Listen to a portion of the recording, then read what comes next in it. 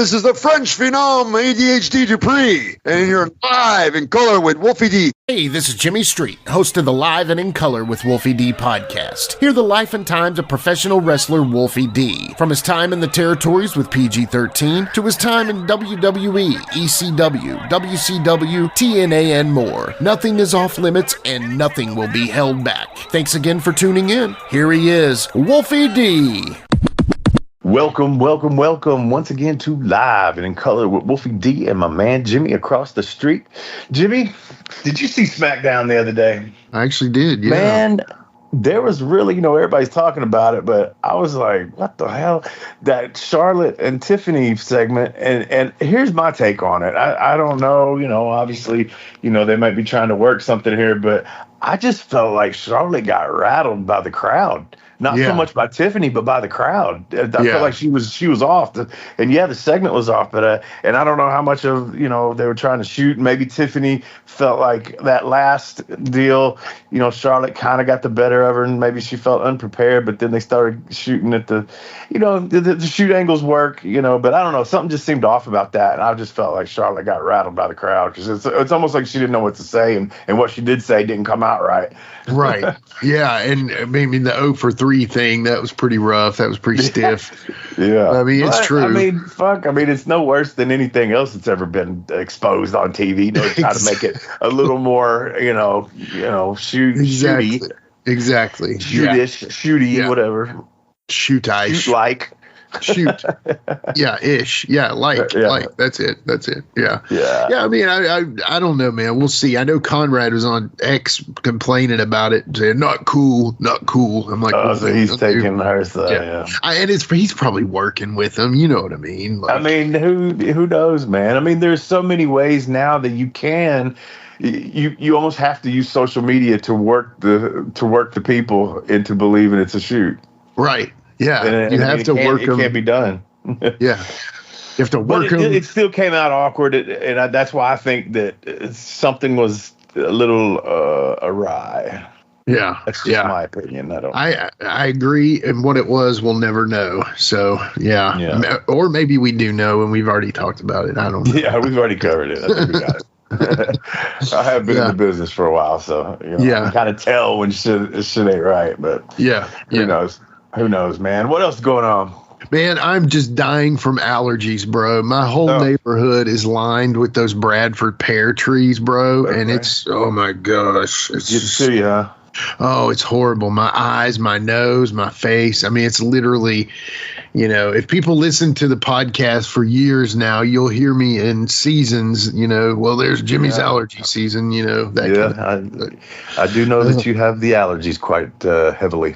Yeah, and they are back and in full effect, and I do not miss, I did not miss them. So, we'll get by. But well, man, today we got a cool brother coming on, Rene Dupree. As you know, some of the fans might have listened to it. Myself and Flash Flanagan were on his show, Cafe Rene. And that was a fun time. So he's coming on here today, and we're going to go in depth with him. Man, he's funny, dude. He's a funny cat. Yeah, I enjoyed that interview y'all did together, of course, and it was entertaining. And he's funny. He's like off the wall a little bit. But what I like about his podcast is basically like it's the same thing as Roddy Piper calling his podcast Piper's Pit. Now I know he didn't do that, but the Cafe de Rene was actually a one-time only WWE segment, and he turned it into a podcast, which is kind of cool. So I like that. I mean, hey, pretty smart. Yeah, I like it. Yeah. If the opportunity's there, you seize that son of a bitch. Yeah, man. Let me plug the update on the book. We're looking at June the 8th as a release date for the book. And officially, the action figures have now been announced for 2026.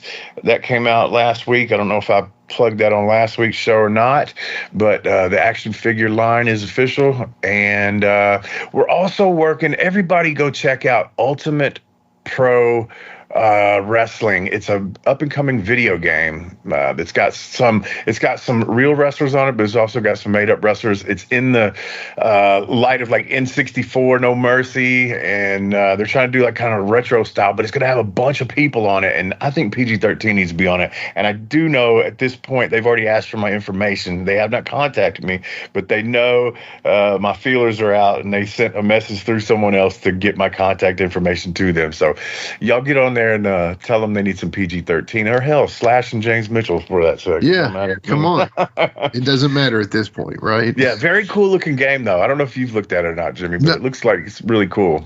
Yeah, I've seen some of it. It looks old school, very cool. You know. The artwork's awesome.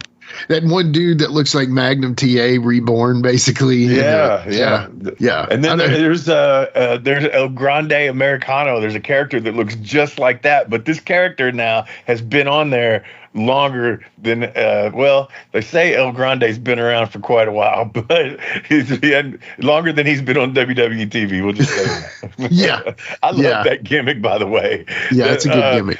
That little vignette they shot where, making it look like he'd been around forever and some of it was black and white and all that. That was genius. I love it. Yeah, I know. Funny I've enjoyed it. All right, take us to Birdie. We'll be right back after these messages on Live and in Color with Wolfie D.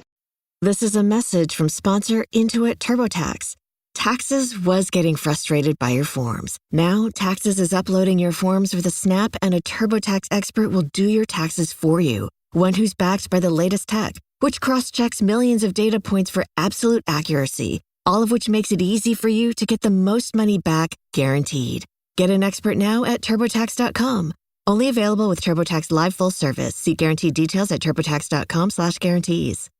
The PC gave us computing power at home, the internet connected us, and mobile let us do it pretty much anywhere. Now generative AI lets us communicate with technology in our own language using our own senses. But figuring it all out when you're living through it is a totally different story. Welcome to Leading the Shift, a new podcast from Microsoft Azure. I'm your host, Susan Ettlinger. In each episode, leaders will share what they're learning to help you navigate all this change with confidence. Please join us. Listen and subscribe wherever you get your podcasts. Last week was our first playoff game, and my plaque psoriasis was so itchy under all my gear. Sometimes just thinking about scratching could take me out of the moment. And then my doctor told me I could get clearer skin with a pill called Otezla. Otezla apremilast is a prescription medicine used to treat adult patients with plaque psoriasis for whom phototherapy or systemic therapy is appropriate. Otezla can help you get clearer skin after just 4 months. Okay, ready for the next game. Talking to my doctor about a pill was a total game changer. Don't use Otezla if you're allergic to it. Get medical help right away if you have trouble breathing or swallowing, swelling of the face, lips, tongue, throat, or arms. Severe diarrhea, nausea or vomiting, depression, suicidal thoughts, or weight loss can happen. Tell your doctor if any of these occur and if you have a history of depression or suicidal thoughts. Live in the moment. Ask your doctor about Otezla. Call 1-844-4-OTEZLA or visit Otezla.com for prescribing info about cost, and more. Hey folks, to get your official Live and in Color with Wolfie D merchandise, go to ProWrestlingTees.com/live Wolfie D. Check it out.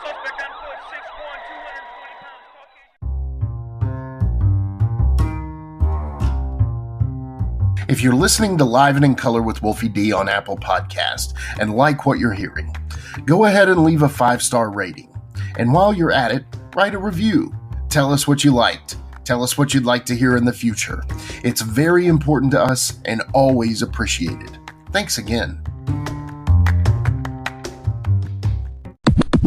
All right, we're back from the commercial break. You survived it again. And for your troubles, I brought you in a real special guest today. Not only is he from the 51st state of the United States, Oh my God. but he is a former WWE Tag Team Champion. I'm talking about Rene Dupree. What's up, my dude? Hey guys, listen, this is not on video, right? Because I'm having an extremely bad hair day. Okay. No. You're good. How you boys doing down there? I'm doing all right, man. How about you? Well, fuck. Okay, so we're running. This is taped, of course, but I have to tell you people about my day. So Yeah. I was at the bank, and I thought it would take 5 minutes, but then the fucking computer shut down, and there was a lineup of 15 people, so I didn't get to do my banking because I had other commitments to do, which is Wolfie D's live and in person, awesome podcast. And I'm here, and let's fucking talk, man. Yeah. Man, it's not often that I run across somebody that got in the business before I did, because I started when I was 15. But you, in fact, I think you told me you were 14. Am I right? 14, yeah, man. And it wasn't like just a one shot. The way my dad ran tours, right? It was 7 weeks. So he had ran in 97. And he tried using like ex-WWE names with high guarantees, and he's like, okay, this ain't working. Yeah. So the following year, he's like, well, Rene, fuck, man, you're 14, but he told me, he's like, listen, if you want to be a wrestler, you got to be 200 pounds. And I started working at 13, putting up rings and selling merchandise and stuff. And dude, I want to be a wrestler ever, right? So from 13 to 14, I bulked up to about a little under 200 pounds, like 192. Really? Yeah. Oh, fuck yeah. Damn. But that year, I hit puberty from 13 to 14, so I had a growth spurt. So I basically almost the same height I am now, 6'3". Yeah. At 15. And then I had my tonsils taken out, so I started eating and just fucking lifting weights. And then, at 14 I got in. But like I said, it was 7 night a week tour, and I think that tour we ran 6 weeks. So at 14 I had my first 7 times 6, help me out, I'm not a mathematician, but 42 matches. Actually, 84 matches because we worked twice a night. Yeah. So who was your first opponent in that match? Yeah. It's a guy my dad had broken in the previous year, a guy named Gary Williams. Really good dude.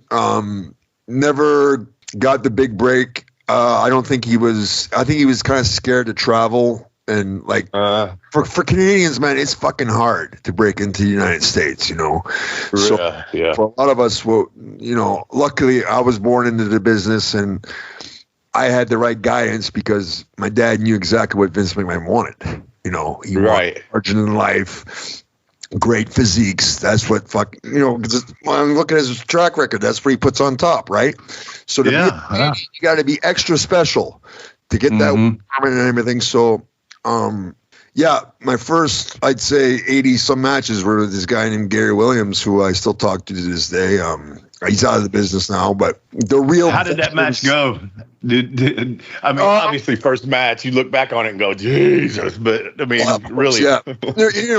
I think I'm the good guy, right? So good guys like clap people's hands, and I'm running out and I'm I'm grabbing their hands to clap it. I'm a kid, right? I don't look 14, but I sure as fuck don't look 30. Yeah. Isn't it funny, too, man, when you look back and you think about it, man, at our age then, 15 or whatever, and you're out there with grown-ass men, dude, when you think about that. Well, dude, like, if you... That's why I know me and Jamie would get along fucking great, but probably a little too great. And I told him when he came on, I was like, dude, it's probably a blessing that you and I didn't cross paths in our primes because one of us would definitely be dead. Yeah, for sure. And while we're on that subject, I came on your show not too long ago. Tell the people the name of your show and where they can find it. Oh, well, it's Cat Fit and Rene on YouTube. We're going on our almost 4 years now. We started during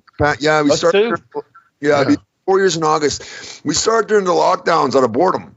There was a fan from England that said, hey, man, you want to come on my podcast? And I was like, fuck, I got nothing to do. Yeah. And I got paid. and then he said, would you like to start one? And I'm a worker. First of all, how much am I going to make? That's not the way it works. The way it works is that you build it. And then we built it together. And then he's got 3 kids. So boom, now I took over and I reconnected with some childhood friends, man. We got like our own studio and we go live and dude, right now, are you not having a good time? Because I had a great yeah. And I was going to say that I think me and you discussed this though, but like me and you don't know each other. We've never met in real life, but I've talked to you for a few weeks now from being on your show, and like me and you are cool as shit now. That's why we joke about the 51st state, but I had Ken Anderson on yesterday, and we talked a little about the political shit, and I don't want to get involved in that shit. Yeah. But it's like, why does American Canada have beef now? Like, what the fuck? No, it's weird. It's ridiculous. What did we do wrong? Like, I'm sorry. We're sorry. How can we? Us too, man. Us too. And so today, man, let's go back here. When I was on your show, you unboxed your kayfabe wrestling hero figure for the first time, and you were fighting with it and all that. And so today, it was officially announced that PG-13 is going to have figures from kayfabe wrestling heroes. And I can't wait because I'm going to get one of yours. You're going to have to send me one or something. And I want to hubcap your dog. Oh my God. Hey, send me one of yours and I'll put a little French beret on it. Yeah. There you go. Or a baguette or a croissant. Yeah. I'm gonna make my figure hubcap your dog. Man, that's abuse, I think. How's the figure sales going? Oh fuck, I don't know. You don't know yet? Part of the deal was that he I don't want to get into the finances, but right. I just got like a sum up front. Right. And then he gave me 50 different figures. You're right. And then whatever he sells, I get a percentage, but I don't really care. I mean, I know I can take those and either give them as presents or at shows if I want to make beer money. I can, you know what I mean? Right. Yeah. I'm looking forward to it, man. And for the listeners' sake, and to tell you, I'm going to be heavy in the design process. And were you heavy in the design process? Fuck no. No? Oh, man, dude, I'm stoked about it, man. Because, I'm an artist. I can draw and all that kind of stuff.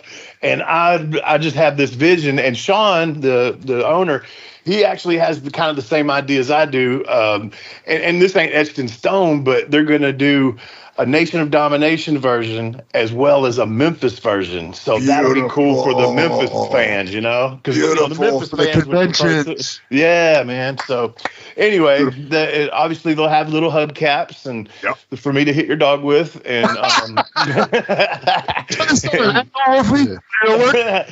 and I'm trying to get him. What I think will be cool is if we can get the rights to do it, would be to also have the red USWA tag team titles to come with them, because we held them. I think the Fabulous Ones held them 15 times, and we also held them 15 times. So that's pretty good company. But I still think we should have the belts. I think that'd be awesome, man. Yeah, man. For sure. Definitely. You've had 5 or 6 action figures before, though, from back in the day, right? You've had counted it. I actually counted it one time because there's a lot of them that I didn't even know existed until later. Yeah. There was 12 different fucking figures of me. I believe it. Yeah, I believe figures. it. I was like, I learned real quick. Every time I change my colors of my tights or whatever, yes. Yeah. That's I got the red, I got the black, I got the purple, I got the French flag, I got blue. Oh yeah. They're so expensive these days, man. Oh, they're collector market. I would love to collect, but I can't afford that shit. $40 a fig, man. Dude, it's rough. I work for a lot of promoters in Europe, right? And they're marks, right? Yeah. You go to their houses and they have fucking rooms, man. Nothing but dolls. Nothing but dolls. Several floors I work for. Yeah. And they must have tens of thousands of dollars invested into this shit. I believe it. You know what I mean? Yeah. So God bless them, because my chick never bounced over there. I seen this cat. At a convention one time, man. This dude, he had a red wheelbarrow, right, and it was full of dolls and books and just anything that to get signed from different people at the show. Yeah. And he pulls out this big envelope. It's got a shit ton of money in it. And each like he had it, what's the word I'm looking for? He had it paired off where it was like it had a little yellow sticky note with someone's name on it. Brother. And it was paper clipped. It was paper clipped, so he knew exactly who and how much he was going to spend. And I mean, I'm a low guy on the totem pole. You know what I'm saying? As far as those conventions go, so I can only imagine how much money this dude spent, man. I mean, it's crazy. Wouldn't it be a wonderful world if you had about a dozen of those going after you all the time? Right. Exactly. But back to wrestling. Tell me about how'd you get to WWE and what was your timeline there? Okay, so I had a tryout 2 months after I graduated high school. Awesome. No, 6 weeks. I was signed 2 months after I graduated high school. Damn. I was 18 years old, 6'3", 255. And like I said, I had the proper guidance because my father knew exactly what a man like Vince McMahon wants. So the Maritimes was a seasonal territory. You wrestled during the spring to the fall, and then the winter, because we ran hockey arenas, we shut down, right? Yeah.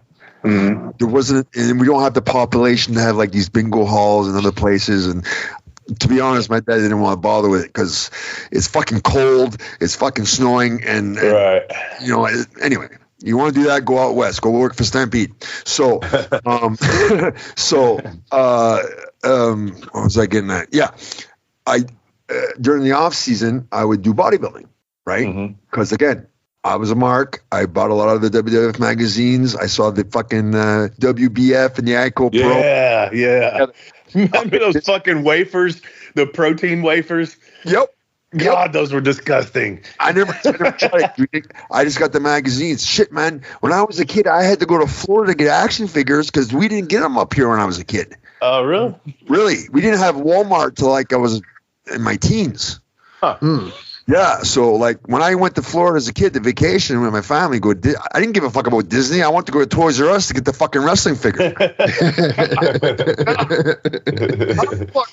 You guys can't see it, but look, man, there's a Macho Man right here, bro. Yeah. Oh, yeah.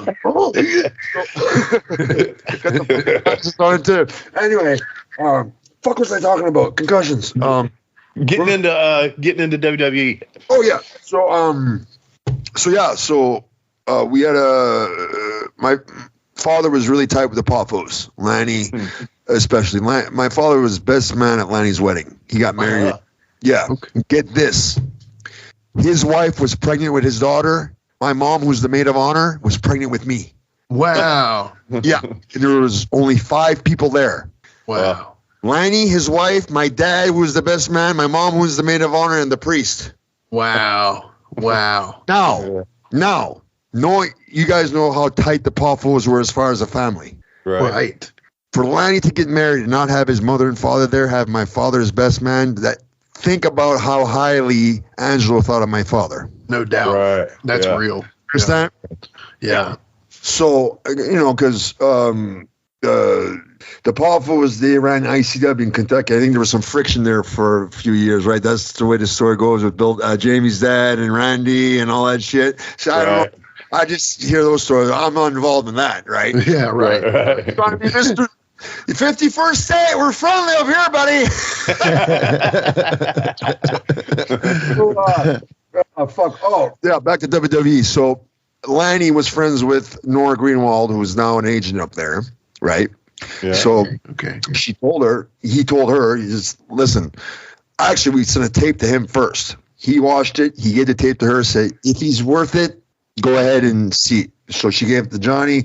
They came. It's like everything lined up perfectly. It was faith because they came here for a house show in January, of 2002. Yeah. I graduated high school, because I love high school so much. I went for an extra year. It was only a half a semester. That's why I graduated in January or whatever. Gotcha. And the tryout was in February, and I only started getting checks in April, but I knew that I was hired. Dr. Tom basically told me that, yeah, you're hired. So I come doing that tryout. I had a job because they actually paid us to be there for that week. So in saying that, then you win the titles. How old are you when you win the titles? 19. That has to be a record. Oh yeah. Well, they tried to break it, right? With that. Well, anyway, I don't give a fuck. It's a fucking record. All right. Who's the other one? 20 years old at WrestleMania 20. That's a fucking record nobody's gonna beat. Fuck you. Right. Yeah. Yeah. But who were you gonna say? Who'd they try to beat it with? Because I honestly don't know. Randy Orton. Oh, that fucking 8-year-old Nicholas. Oh God, yes. Right? Freaking, oh my God, that shouldn't be Zambini, right? Yeah. Right. Braun Strowman. Yeah. Right. Yeah. Like seriously, are you guys that petty? Yeah, I can kill your fucking ass because you. Anyway, edit that out. Okay.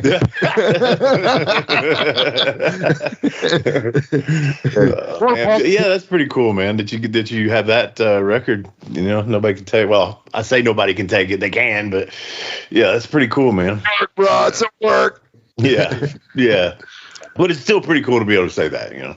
Well, I mean, shit, man. If you're gonna do something, do it well and leave a sign to let the world know you were there. And in my profession, I left a sign to let the future generation know that I was there. Right.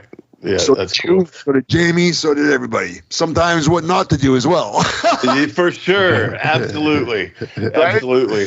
Right? I got a book coming out soon, and some of the things in there, I'll tell people what not to do. Okay. Well, are you give me the brother discount, or I have to pay full price? Oh, you get the brother discount, man. Brother discount. But we got this little thing we do here on this show, and it's called a hot tag. Jimmy, come on in.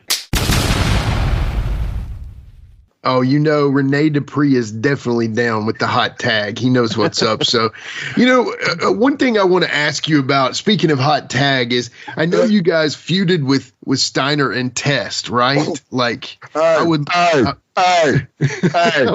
to. Renee, that's my tested First Nation. Oh, man. Sorry. Sorry. How was it working with those two guys, especially that combination? Okay, Steiner was great. Yeah. Right? Like, I heard stories of Steiner in WCW, you know, fucking getting arrested, you know. Right. That was the coolest fucking thing watching as a kid and him coming out with a tiger. Oh, that was totally. Yeah, totally. Andrew, we became closer post WWE, but he was a fucking genetic freak, man. 6'6", 265, 270 with, like, I'd say less than 10% body fat. Yeah. I mean, like, they talk about the airport test, like turning heads in the airport. He was definitely a head turner, right? Oh, guarantee it. Yeah. Chicks dug him because he dated fucking Stacy Keibler and Kelly. That's a record right there. Yeah. We're in a business for marketability. There's definitely marketability in Andrew. However, Jesus Christ, was he a crowbar. First fucking pay-per-view match I ever had. I'm 19. No stress. Then you're in there with Andrew and I decide to do the, you know, slap across the face, and I worked it, right? Right. Yeah. Well, Andrew didn't fucking work it. He slapped me as hard as he fucking could right in the ear. Oh, man. Oh, my God. I heard that for 3 fucking days. Right. Did I catch you? Yeah, you fucking caught me. Dude, I would rather be hit in the head with a chair, with whatever, or be chopped in the chest, whatever. I hate the fucking slap spot more than anything. Well, it's like the way I do it. Well, I'm not gonna. Actually, I'm too old school, dude. Just yeah, I got you. It fucking anyway. Test fucking caught me, and you know when that happens, when you get hit like that, your equilibrium is all fucked up. Sure. Mind you, I'm 19. My first pay-per-view match, first spot of the match, I can't hear out my fucking ear, and my equivalent, and you know, Test is a very strong, was a very strong, powerful man, and he doesn't want to fuck up the match. So if I screw up anything, he's going to hit me even harder. Right. I couldn't fucking wait till he tagged in Scotty. That's what I was thinking. Get this. The referee tells us 3 times, go to the heat, guys. Guys, we're going to go to the heat. 3rd time, guys, go to the heat. I'm like, Scotty, I think they want us to go to the heat. As he's shooting me off, he tells me to fuck off. That's great. That's good. That is good. But imagine that, man. You're in the ring and you're begging to get a Steiner in there with you for some relief. Dude, no, seriously, like, no. Listen, Scotty Steiner, man, doesn't get enough credit for the hard work he put in. Because, dude, man, he invented a lot of cool shit. The Steiner for sure. The Steiner screwdriver is one of the coolest fucking finishes I've ever seen. Oh, definitely. Right? And his fucking promos, dude. TNA, the only thing that I can really remember from TNA is his fucking promo with the 31/3 chance of beating me. Right. I know, it's so good. Please tell me another promo in the last 10 years that stands out more than that one. Yeah, I know. Right? Yeah. Boom. And you know what, man? I can remember the first time when he was on Memphis TV. I want to say that's the first time that he ever did the Frankensteiner. I could be wrong, but it had to be one of the first. But even to this day, when I hear him go, Hurricanrana, I'm like, no, that's a fucking Frankensteiner. And I told Scotty that. I said, that's a fucking Frankensteiner, bro. But then you got Ricky Morton calls it a front head scissors, which is, he says that he invented it. So who knows? Bottom line is, I was a Ricky Morton fan, Rock and Roll Express. But see, I didn't really know who they were until I moved to the States. Really? You know, because again, I knew my dad's territory. I knew the Sandy territory. I knew the Montreal stuff. I saw WWF TV, WCW. But like, again, I moved there when I was 18, and I didn't really get a chance. I was never a tape trader. I didn't have to, because you know what tapes I would watch? Whoever the fuck sent tapes to my dad to get booked. Right. True. Yeah. How do you think Christian Cage got booked? Right. First thing my father would do is look at the 8x10, right? Yeah. You say, okay, he's trained by Ronnie Hutchison. We know Ronnie Hutchison. We like Ronnie Hutchison. He's got long blonde hair. He's kind of skinny. Here, Renee, go watch the tape, see what he can do. And I'll never forget. It was a highlight clip, and the music he used was My Wave by Soundgarden, and he was doing the fucking Frankensteiners and the cool shit for that time, which was new and exciting. Yeah. I was like, bring this guy in. And then, boom, you know, he came in with Adam, which was Edge. They were the Suicide Cons. And at that point in time in 97, WWF Canada had an office, and they had contacted my father to use some of their guys like training, because you ran 7 nights a week, right? Yeah. So on that tour, Rip was booked, Rick Martel was booked, Bad News Alan Brown, a guy you don't want to fuck with, was booked. Yeah. And then two of their prospects, Rodney something and Glenn Kolka. Glenn Kolka, former CFL football player, was about... I had to work with him when he first broke in. How was that? It's different. They brought him down to Memphis Power Pro when USWA went out of business. Then Randy Hills made Power Pro Wrestling, and a bunch of those guys they would send down there. Him, and there was a bobsledding guy. I can't remember his name. Okay. And then there was a big Max Muscle guy, and what's his name? Steve Bradley. You remember him? Brother, what a worker! Yes, absolutely. What a worker! And then they sent Kurt Angle, and I worked with Kurt, did a little program with him when he first broke in down there. It was like the hubcap versus the, he wore the medal, and I wore the hubcap. We kind of did a little deal with that. But so basically, you helped teach Kurt the pro wrestling. I don't want to say that. I don't want to say that. I'd like to think I'll say it for you. Yeah. I do know that he did put me over when I came. So PG-13, got fired or whatever in the like 97. But then when I switched over to Slash, they actually brought me in and were looking at me again. And I had a couple of TV matches. One was against R-Truth. And, Kurt was like, man, fucking, coming up to me, hugging me and telling me, thanks. And, that was a good match and blah, blah, blah. So he put me over. Well, that's good. That's nice of him, No, Kurt is a stand-up, like, dude, he's an Olympic gold medalist. And, like, you're right. His personality, it shows that, like, he's a proud American, and that's what America should be. Yes, he has his addiction issues, but who the fuck doesn't in this day and age? Right. Yeah, for sure.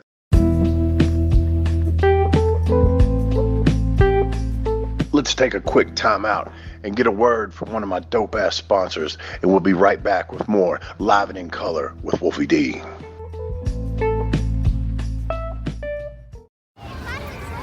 Hey guys, back at the playground again, huh? Yep. You know what this playground could use? A wine country. Heck yeah, and some waves, so we could go surfing. Oh, yeah. Love that. A redwood forest would be cool. I'm in. Ski slopes. Let's do it. Can a girl go shopping? Yeah, baby. Wait! Did we just invent California? Discover why California is the ultimate playground at visitcalifornia.com. When you think about your future, you know what calls to you. Meaningful work, happiness, growth, and sharing these values with others. But how will you find all of that? There are many paths forward, including one you may not have considered. The military provides countless opportunities to pursue your calling, where you can be part of something bigger than yourself, while still being yourself, and having the future you want. You have a calling, we have an answer. Learn more at todaysmilitary.com. Support for Live and in Color with Wolfie D is brought to you by Manscaped, who is the best in men's below-the-waist grooming.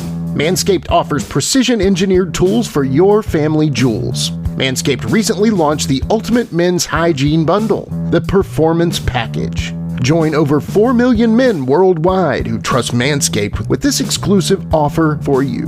20% off and free worldwide shipping with the code WOLFIE at manscaped.com. If my math's correct, that's about 8 million balls.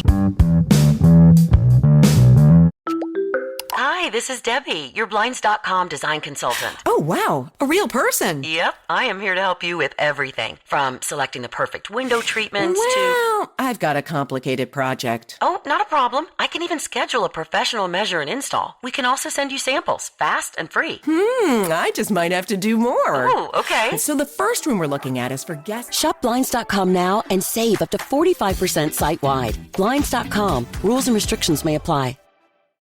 So good, so good, so good. New markdowns up to 70% off are at Nordstrom Rack stores now. Fresh kicks, spring tops, new dresses. There's always a score. I mean, the denim section is unreal. Why do I rack? All the dresses. I always find something amazing. Head to your Nordstrom Rack store to find can't-miss deals on all the spring things. Great brands, great prices. That's why you rack. So this is the official George Weingroff Pussy Hound question of the day. I'm a genius. I know you're a married man, so please don't get yourself in trouble here. No, man, she's Japanese. She can't understand English. Okay, good deal.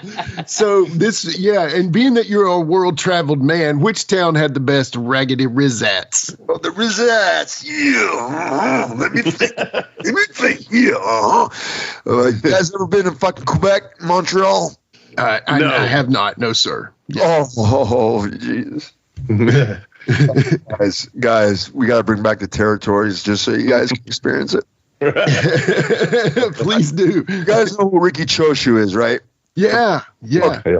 So when a lot of the Japanese would go abroad to learn the pro style because they would learn the judo and the fucking shoot style, but then they would go on, 3, 4 months, 6 months on expedition to learn different cultures wrestling, right? Part of their team. So Ricky Choshu ended up in fucking the Montreal territory for the Rougeos. And when I got to work on him, the first thing he said was, "Are the women still fucking horny as shit in Montreal?"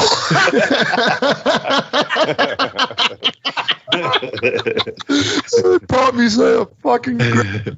Yeah, so I have to say Quebec. Awesome. Okay. Well, thank you for that answer. And thank you, George, for that question. Yeah. Do you know George, Renee? George who? George Weingroff. He was buddies with the Puffos. His dad was Gentleman Saul Weingroff. I'm sure your dad probably knew him. Yeah, probably. My dad passed away now, and towards the end, man, like, again, I don't want to bring up concussions, but like, are you guys worried, like Wolfie, like you're a worker, man? Are you worried about the future, about all the head trauma and shit we took? Well, yes, because sometimes I notice, especially recently, my short-term memory, and I don't even smoke weed no more, but my short-term memory, man, is getting ridiculous where I'll be thinking of something and then all of a sudden I'll lose it, or the whole deal where you go in a room and don't know why you went there type deal. Oh, yeah. And so I'm sure it'll get worse. But for me, I was telling you about the heart attack and stuff.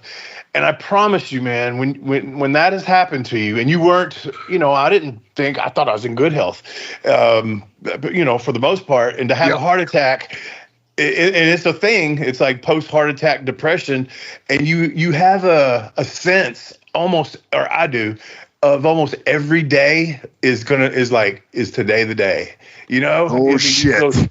Yeah. Almost every day you think, man, is today the day? How much longer do I got? I'm 51, and I say this all the time. I'm like, man, I'll do good to make it to 60 at this point. I hope I can go past that, but Let me tell you a story about a heart attack, dude. I'm not trying to like one up you, but it's just wrong with the topic. It's like, last summer, I was booked in Nice, France, right?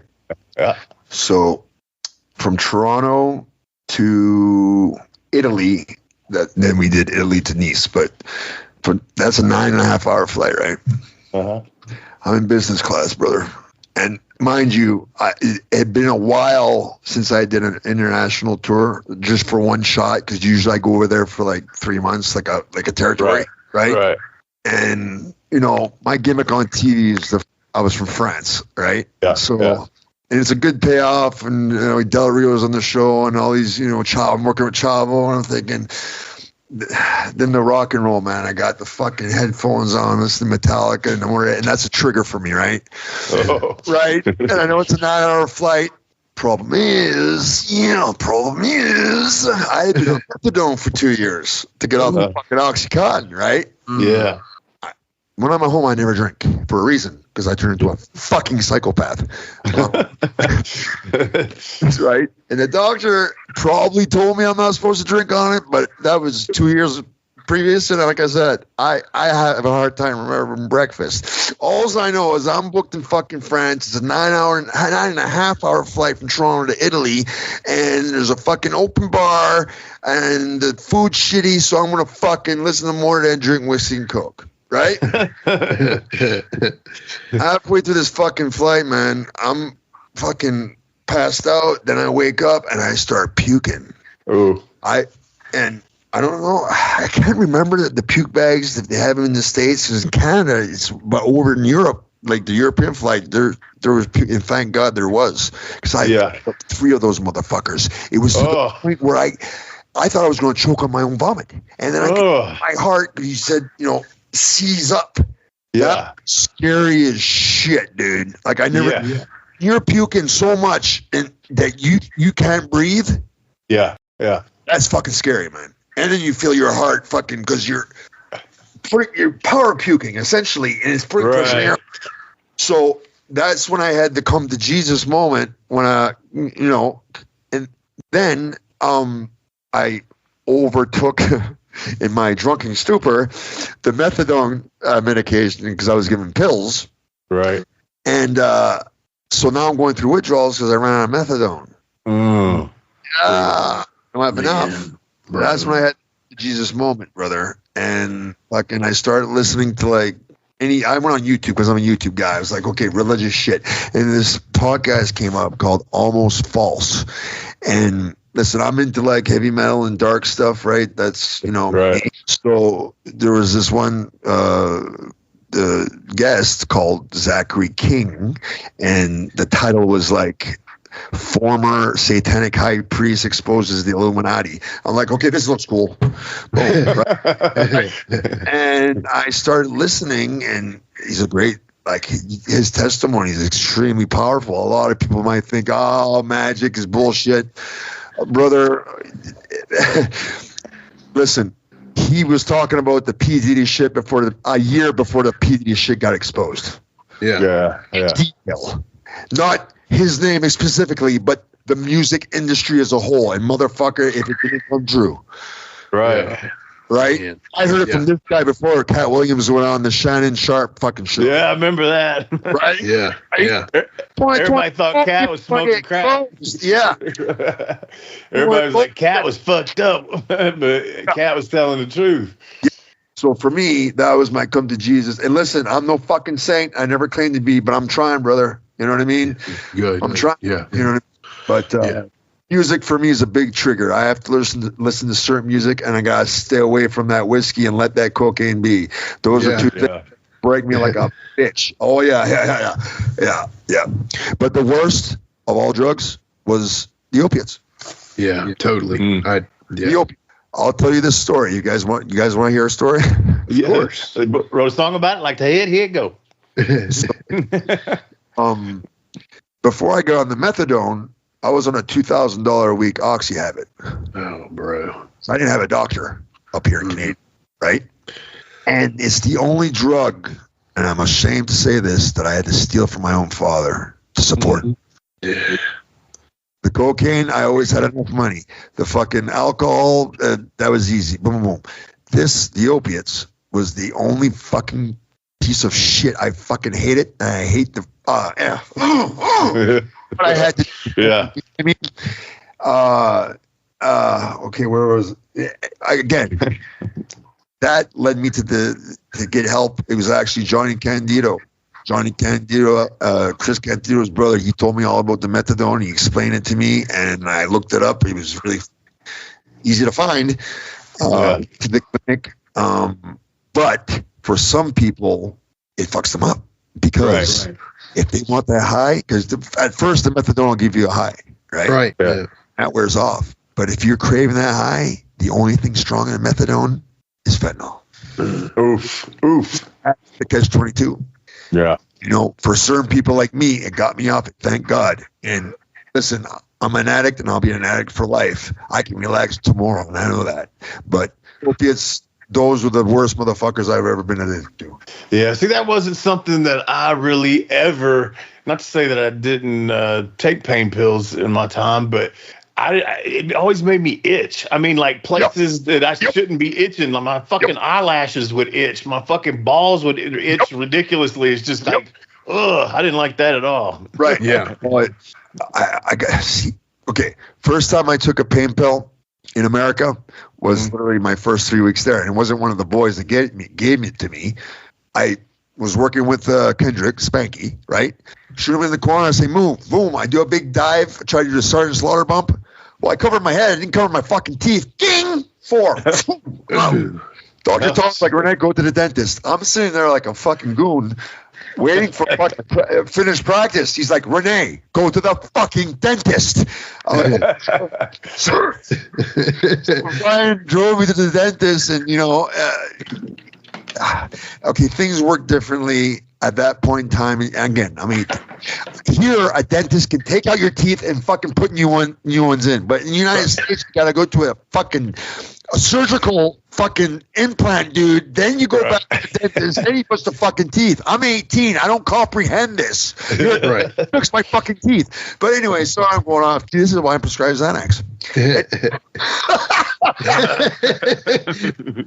So anyway, bottom line is, I show up the next day after supposing going to like the dental surgeon or whatever, and he said me like, motherfucker, you didn't go to the dental surgeon. I'm sorry, I'm a small town French Canadian boy. You're a dentist. I assume you know how to take out teeth and put them in.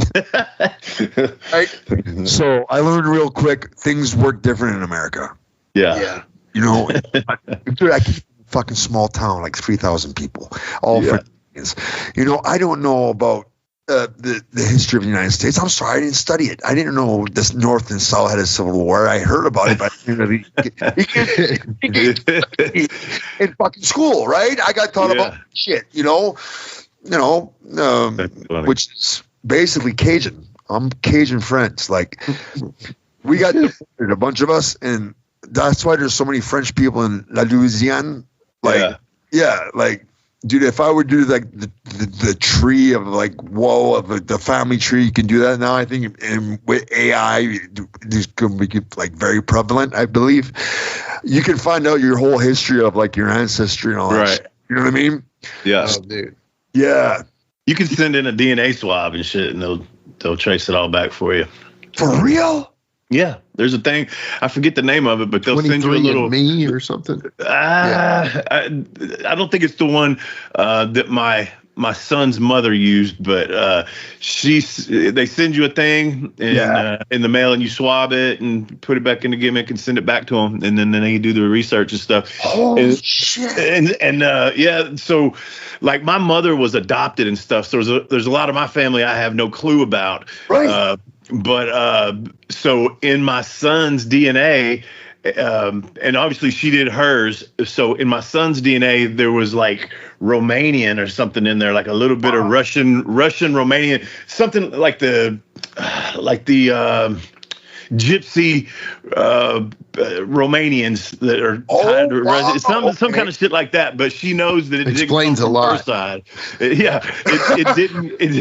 It did not come from her side. She knows that, so it had to come from my side of his DNA. So that was interesting, and I'd like to do it myself just to see, but I never have gotten around to it. But yeah, man, they'll send you a package, you swab your mouth and send it back to them, and who knows? That thing going viral? They found out who Jack the Ripper was. No, I did not. Yeah, they did. Yeah. Oh, there. How fucking that? What's the finish? Who is he?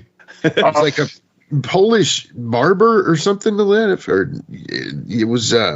Dude, go watch the movie. You guys like Johnny Depp? He's from Kentucky. Yeah. Sweeney Todd. Oh yeah. It's something like that because the guy was a barber, but he was a killer on the side. Yeah, I know that movie. Yeah. That's wild. Yeah. Yeah.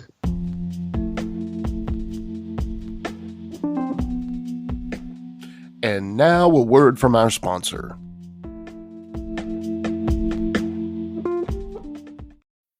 Imagine a world-class graduate education that's accessible, flexible, and designed for career impact. That's Harvard Extension School. Build actionable knowledge and skills in challenging online classes taught by Harvard faculty and industry experts. Explore new opportunities and expand your network with high-achieving professionals from around the world. Part-time learning. Real-world impact. This is Harvard on your terms. Learn more at extension.harvard.edu/Spotify. Look around. You can find cars like these on AutoTrader, like that car riding your tail. Or if you're tailgating right now, all those cars doubling as kitchens and living rooms are on AutoTrader too. Are you working out and listening to this ad at the same time? Well, multitasking pro, cars like the ones in the gym parking lot are for sale on AutoTrader. New cars, used cars, electric cars, maybe even flying cars. Okay, no flying cars, but as soon as they get invented, they'll be on AutoTrader. Just you wait. AutoTrader. Ladies and gentlemen, welcome to Give Me Back My Pro Wrestling, the podcast that's based on the old school but can still help you find the good stuff from today. Jimmy Street and the Plastic Chic, Jared, are the undisputed tag team champions of the wrestling podcast world. From thought-provoking topics to superstar interviews to action figure expertise. This team does it all, and all they ask is, give me back my pro wrestling!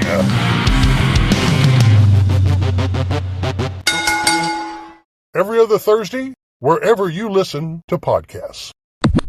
Okay, cool. Well, I just, like when we had Jamie on, I like to hear these stories about like when you were a kid and you're seeing all these gigantic people walking around and this is just a normal part of your life.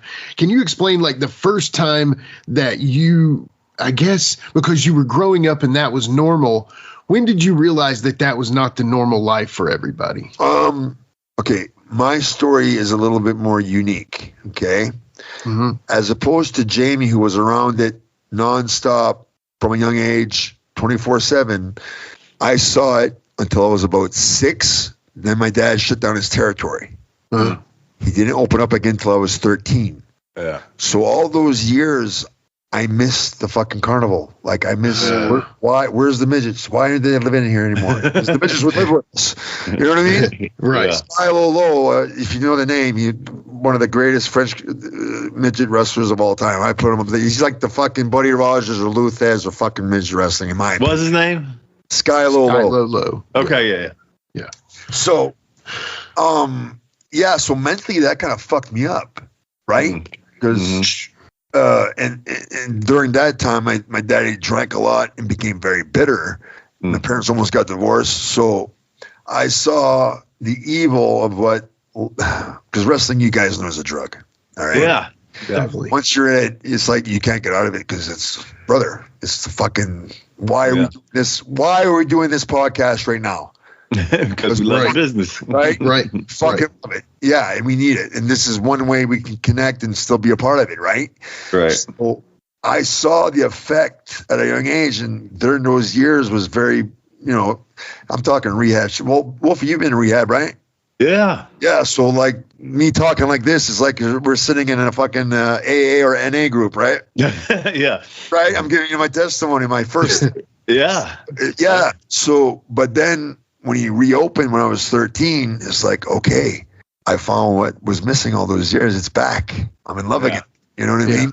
Yeah. And that's why I bulked up and was At 11, I started lifting weights. And once my dad saw that, and he saw that you go up in my bedroom and there's nothing but fucking wrestling pictures. That's it. They covered the fucking walls. Right.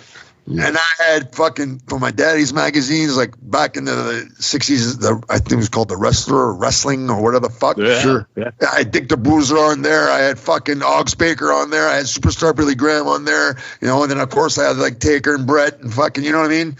Yeah. So, he could see, okay. And my dad, he knew two things, man. Like he had a really, really, really rough upbringing. We'll say that if I ever do your show again, if you enjoy what you got this time. Yeah. I'm more than well. Please, you and Jamie have to come on my show. So, okay, sorry, I went off a tangent. What was I talking about again? It's good. Growing business. Yeah. So, yeah. Listen, I knew I wanted to be a wrestler from the first time I went to run. It's in my blood. Yeah. It's in my blood.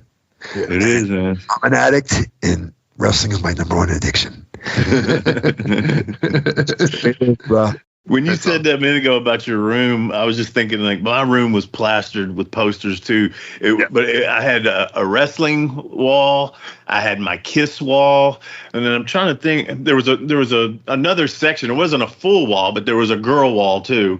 Oh, remember you could go to like Spencer's and places like that, and you get Heather Thomas, Heather Locklear, and shit like that. Oh, so I had some of those up there, man. Dude, I remember getting a penthouse, okay, and I was too scared to keep it in the house, so I went and hid it out in the woods. That's so funny because these kids, these kids don't know how good they got it. They don't. All they got to do is click on something, bro. I remember me and my buddies dumpster diving specifically to try to find fucking Playboys and shit. Oh yeah.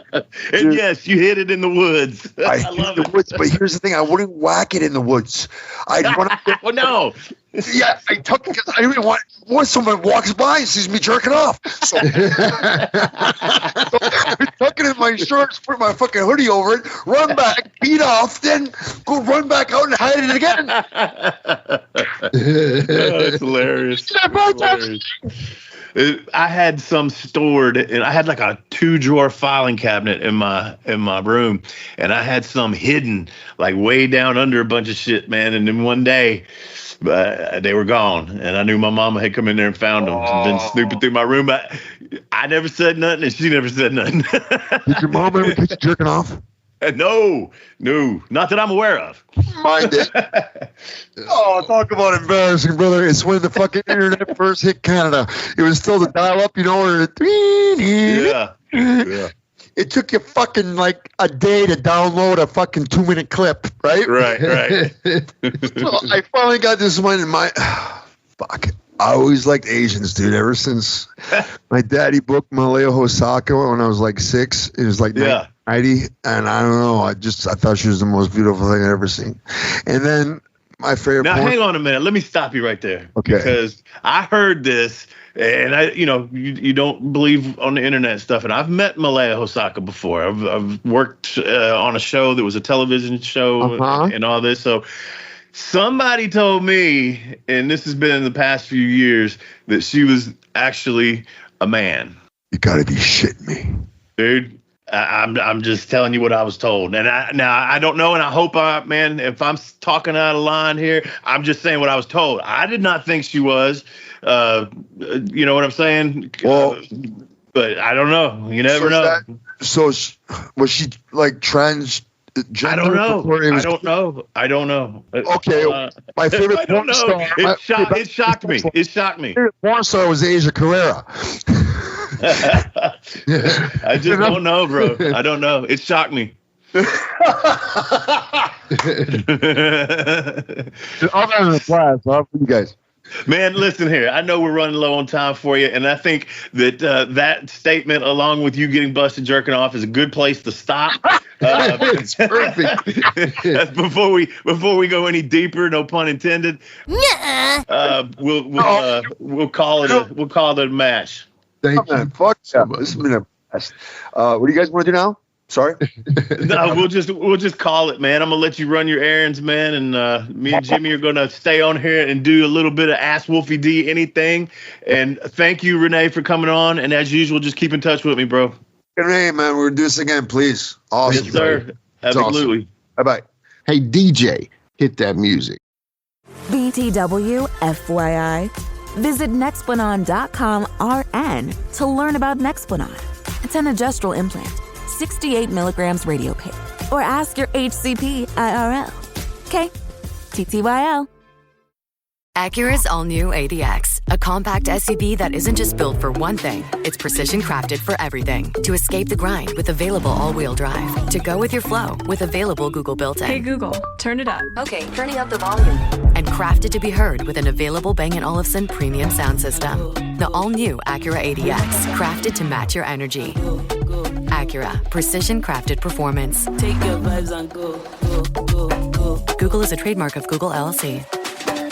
Are you a pro wrestling fan? Well, stop by Captain's Corner, where you can get autographed photos, cards, magazines, and figures from all of your favorite wrestling superstars of the past, present, and future. You'll also be able to participate in live signings in the weeks and months to come. Make sure to stop by Captain's Corner on Facebook and give us a holler. Remember, cheers to the working man.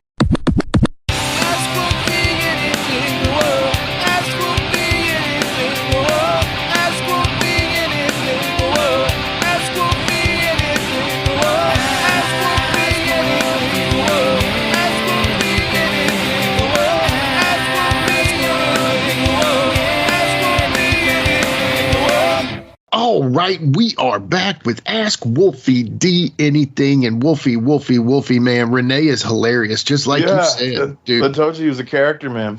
Yeah, ADHD Dupree or whatever. Yes. He's hilarious, man. And then that you left him, I don't know if I think you rocked his world with that Malaya Hosaka news. We talked about that later off the air, I'm just going to say. Okay, gotcha. Yeah, it's still a question mark. And I'm not knocking. I don't want anybody that hears that. Sure. I'm not knocking. I'm just questioning because I heard is all I'm saying. Yeah. Okay. Well, we've got some great questions, and none of them to do with Malaya Hosaka, so we're good there. But, the very first one is we're calling him One Man Ask Wolfie D. His name's John Lewis 6196 on YouTube. And he asked this question. He says, what is your old manager, Big Business Brown, doing now? Oh, Lord have mercy. I have no clue. And Big Business was never my manager, by the way. He managed Tommy and Doug, and I think mainly Tommy and Gorgeous George III, because the dude kept getting hurt. I mean, he's a manager, and I don't even think he really took bumps hardly, but he kept fucking his ankles up and shit. I mean, this dude was accident prone like crazy. And man, God bless him, not the toughest guy in the world. So sure. I don't know, man. That's the reason, from my recollection, I ain't heard that name in a long time, but from my recollection, he ended up going back home because he couldn't hack it. He was hurt all the time and really needed to seek medical attention. Man. So yeah. I remember he was handcuffed to my mom on that cage match and whatnot, and I believe she got to whack him once, and I don't know, man. Mama D retired him, man. I don't know. Yeah, I mean, I didn't remember any time through this entire podcast of ever hearing you being managed by Big Business Brown. So I was he was opposed, opposition to us. Yeah, I was like, I don't remember that ever, but maybe it happened once or something. But anyway, so he's probably just laid up hurt somewhere right now, I would assume. Yeah. All right. I think that was it for him in the wrestling business. I do. I could be wrong, but I don't know. Yeah, he turned the ankle and dipped. I get it. Career-ending injury. Right. Oh, my God. We love you, Triple B. You're good, buddy. All right. Okay. Well, thanks for that question, John. We'll see you next time. I'm sure you're keeping the segment going. So this next one is from Cause Effect on Instagram, and he says, I've heard Jimmy bring up his favorite current lucha being Rey Fenix, and that is kind of a stretch, but yeah, I'll go with that. He says, he's one of mine too. Did you catch his WWE debut match on SmackDown against Nathan Frazier? I enjoyed it. What did you think, Wolfie? Also, what did Jimmy think? So, well, Wolfie has seen the highlights. They have not seen the whole match. What I saw looked good. Little lucha, you know what I mean? Yeah. Dude's athletic and can do lucha, and I'm sure that him and Penta are going to be accepted well, and excited to see what angles they go with. Again, I'm down with El Grande Americano, man. I want to see that's got to get in there somewhere. I mean, they're obviously doing something. Then Mysterio's got to be in there, I would imagine, and maybe some good stuff here to come. I hope so. You know, the funny thing, one of the things I noticed, and I don't know if you noticed this, especially since you saw the clips of it, but there, when so let's just say somebody is going to throw you, like you're on the floor and somebody throws you into the ring, and normally when you hit the apron, you just slide in, and it's like a smooth motion, right? It's right. Just, and I'm sure you could injure a quad there on the apron or whatever, but most of the time it seems like, dude, when Nathan Frazier turned around and threw Ray into the ring, Ray did this smooth thing, man, like he glided over the apron. And it was like, that dude is in such control of his body. I really admire that. I have to check that out. I'm confused as to what do you mean slid over the apron? Like he went under the top rope. He went under the bottom rope. He went under the bottom rope, but it wasn't like he touched the apron, dude. It was like he went in between the ropes and the canvas. Okay. And it was the craziest looking, smoothest thing ever. And you wouldn't even notice it if you didn't look for it. You know what I'm saying? Yeah. So when they're on the floor, look for him to get thrown into the ring, and you'll see. Okay. Yeah. Anyway, what I'm talking about. Sometimes I like the and I would do that myself, is when somebody throws me, instead of going under the first rope, go over the first rope and under the middle rope. Yeah. In kind of a rolling fashion. I like that sometimes too. And that's kind of lucha. Yeah. Oh, little lucha. Yeah. Anyway, thank you, Cause Effect, for that one. And I would say that Rey Fenix probably is my favorite lucha. I've never even said I have a favorite lucha, so we'll go with that. All right. So the door. Yeah, I adore you. Yeah, Rey Fenix. There you go. All right, so the third one, and this one has probably been asked before, but we'll bring it back up again. So Jimmy Devine on Facebook asked this question. He says, and I guess let's say it on someone who you regularly worked with, pretty regular. Who overall was your absolute favorite person to work with? God, somebody that I worked with regular. Yeah. I'm kind of throwing that caveat in there because, like, somebody you knew you were going to work pretty soon or constantly or regularly, and you can just say, man, I always loved working with that dude. So simple, so easy, Well, let me think. There's quite a few that if I heard, okay, I'm working with this person, I'm like say if it's an indie show, I'm relieved that it's that person. Yeah, exactly. Or anything like that. I mean, Chris Michaels, Chase, Lawler, of course, Doug, Ricky, Robert. If I'm somewhere where those guys are and I know I'm working with them, I'm happy about that. I mean, you're covered. Yeah. Tracy. The only thing about working with Tracy back then, because no matter if there was 5 people or 5,000 people, he was going. You know what I'm saying? Red light on. Full speed ahead. And sometimes that can be like, ugh. Come on, the bumps hurt worse when there's that many people. There's not enough people for that bump, Trace. I know, man.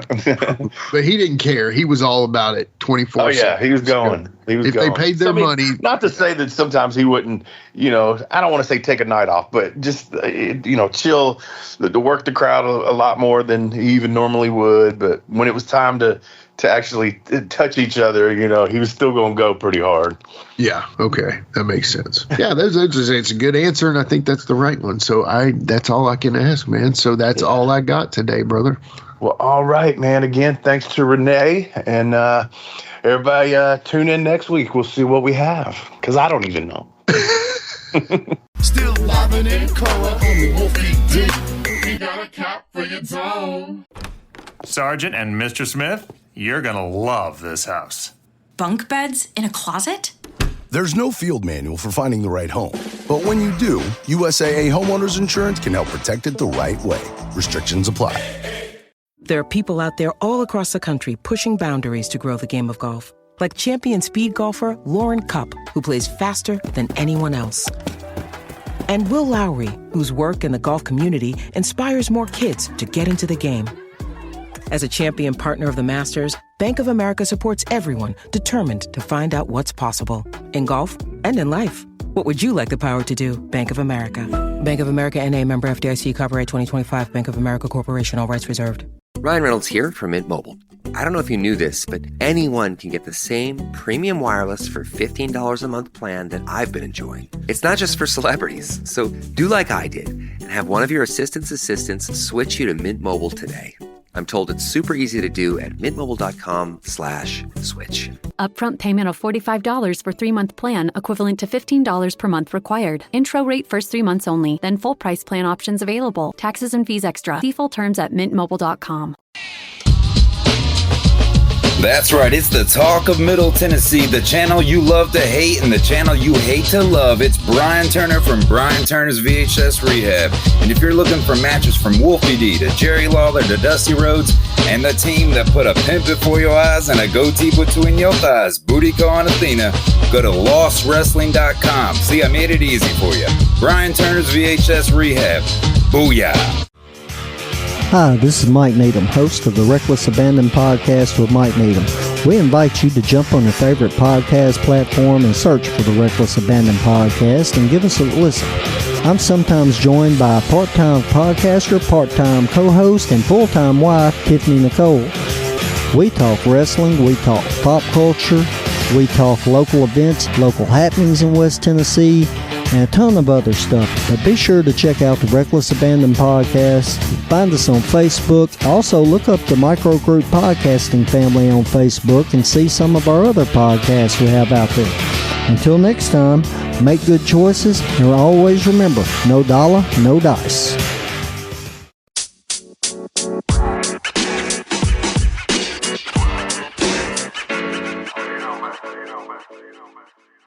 So that was another great episode. Hey, Wolfie, tell them where they can find you on social media. Jimmy, they can find me in the club, bottle full of bub. I'm just kidding. They can find me on Facebook. My personal page is Warren Wolf, WOLFE. I'm on Instagram at WarrenWolf13. You can always find us on Facebook, Twitter, Instagram, and YouTube at Live Wolfie D. Here's the thing. Wolfie always has offers for his autographed photos. He has a selection of some awesome photos from throughout his career that he will autograph and personalize any way that you want him to. Just contact him either directly at his personal Facebook page or through any one of our other pages, and we'll make sure you get in contact directly with Wolfie. Get those photos, right, Wolfie? Yeah, I've got some good stuff on there, to help with the podcast. Folks, if you can't get out to a show to meet Wolfie D, there's nothing like that, especially for the fans of PG-13 and Wolfie D. And before we go, you can always find me, your host, Jimmy Street, at James Rock Street on Twitter, Instagram, and YouTube. And hey, Jimmy, before we go real quick, I just want to add in there,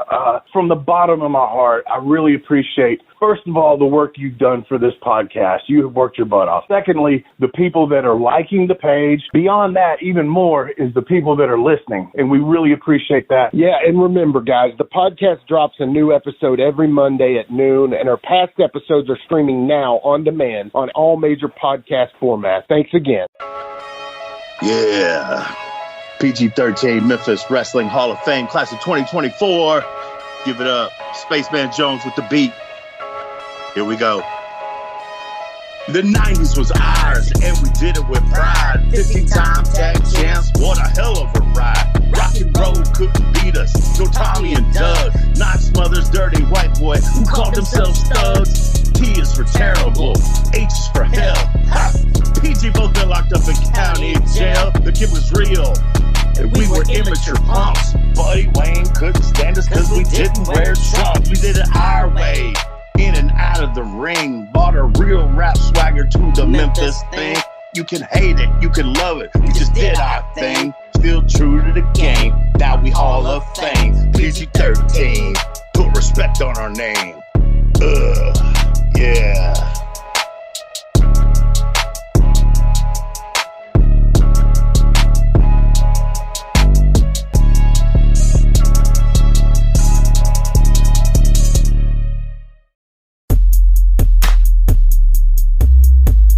This has been a James Rock Street production.